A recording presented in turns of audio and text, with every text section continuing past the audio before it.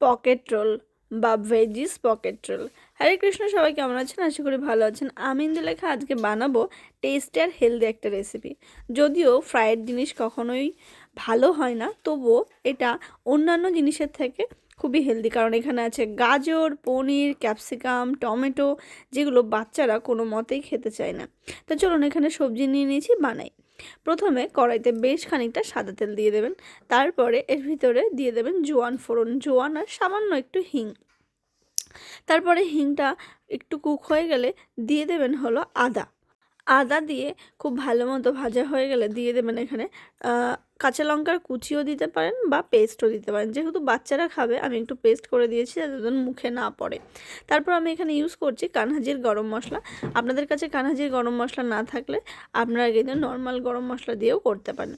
মশলাটা হালকা ভাজা হয়ে গেলে দিয়ে দেবো প্রথমে লবণ দিয়ে পুরো গাজরটা ভালো মতো একটু নাড়াচাড়া করে নিয়ে ঢাকা দিয়ে দেবো। যেহেতু লবণ দিয়েছি, খুব তাড়াতাড়ি গাজরটা অর্ধেকের বেশি সেদ্ধ হয়ে যাবে, নরমও হয়ে যাবে। যখন গাজরটা মোটামুটি 50 থেকে 60% কুক হয়ে যাবে, তখন দিয়ে দেবো ক্যাপসিকামগুলো।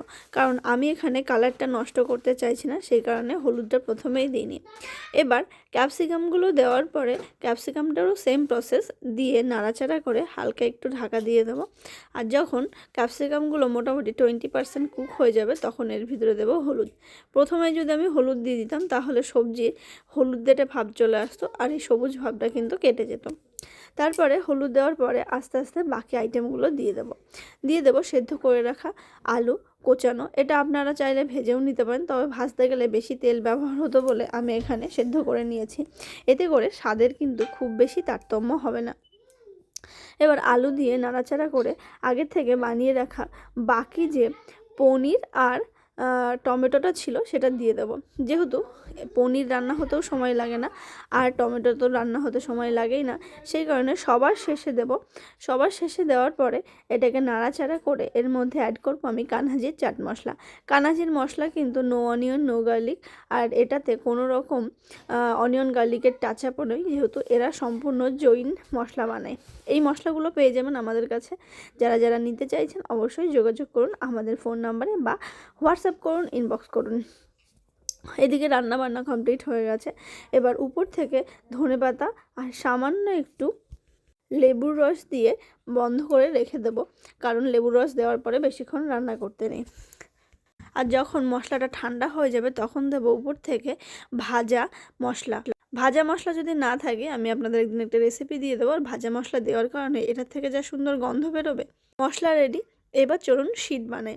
এখানে নিয়ে নিয়েছি পুরো 100% গমের আটা, তার মধ্যে দিয়েছি জোয়ান, নুন, চিনি আর সানফ্লাওয়ার তেল দিয়ে ময়ান। খুব বেশি তেল দেওয়ার দরকার নেই, কারণ মোটামুটি মুড বাঁধা গেলেই হবে।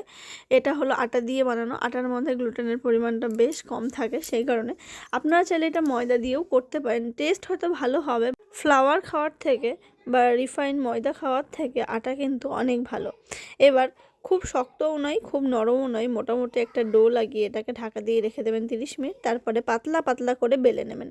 এবার হালকা হাতে রুটিটাকে এপিট ওপিট করে মোটামুটি 30 থেকে 40 সেকেন্ড মতো সেঁকে নেবেন। এই যেভাবে আমি সেঁকে নিচ্ছি, এরকম অর্ধেক সেদ্ধ হবে, পুরোপুরি নয়। এভাবে শীট বানিয়ে নেবেন। এবার এই শীটগুলোর উপরে দিয়ে দেবো একটা ঘোল। এটা আমি ময়দা দিয়েই নয় আটা দিয়েই বানিয়েছি। জলের সাথে শুধু আমি আটাটাকে মিক্স করে নিয়েছি একটু গাঢ় করে। এবার ওই ঘোলটা রুটির চারিদিকে দেব। আর আমি যেহেতু পকেট রোল করছি, এবার রোলের মধ্যে এটাকে মুড়ে নেব। পকেট রোল করার উদ্দেশ্য হলো এটা যেন এখানে সেখানে খাওয়া যায়, আর যেমন তেমনভাবে স্টোরও করা যায়। আপনারা এই প্রসিডিওর করে এই যেভাবে আমি মুড়ছি, এভাবে মুড়ে আপনারা কিন্তু ডিপ ফ্রিজে এটাকে প্রায় 15 থেকে 1 মাস স্টোরও করতে পারবেন। টেস্টে কিন্তু কোনো রকম হেরফের হবে না। ঠিক এইভাবেই মুড়বেন, তাহলে দেখবেন খুলে যাবে না। এই যে এইরকমভাবে রেখে দেবেন, তাহলে এটা অর্ধেকের বেশি রান্না হয়ে থাকলো। এবার কড়াইতে সাদা তেল গরম করে এটাকে লো টু মিডিয়াম হিটে এপিট এপিট করে গোল্ডেন ব্রাউন করে ভেজে নিলে রেডি হয়ে গেল আমাদের পকেট রোল। বাচ্চা সবজি খেতে না চাইলেও কোনো সমস্যা নেই, আবার আটার যদি রুটি না খেতে চাইলে তাহলেও কোনো সমস্যা নেই, কারণ এইভাবে যেহেতু রুটিটা আগের থেকে অর্ধেকের বেশি সেদ্ধ, তো তেলটাও কম টানবে, আর এর ভিতরে সবজিতে ভরপুর। এইভাবে আপনারাও বাচ্চাদেরকে পকেট রোল খাওয়াতে পারেন, আর তার সাথে সবজিও খেয়ে নেবে চুপি চুপি। ভিডিও ভালো লাগলে লাইক কমেন্ট শেয়ার করতে ভুলবেন না। আজকের মতো ভিডিও এই পর্যন্ত। কে কোথা থেকে দেখছেন জানাতে ভুলবেন না। যারা ফলো করেননি অবশ্যই ফলো করে দেবেন।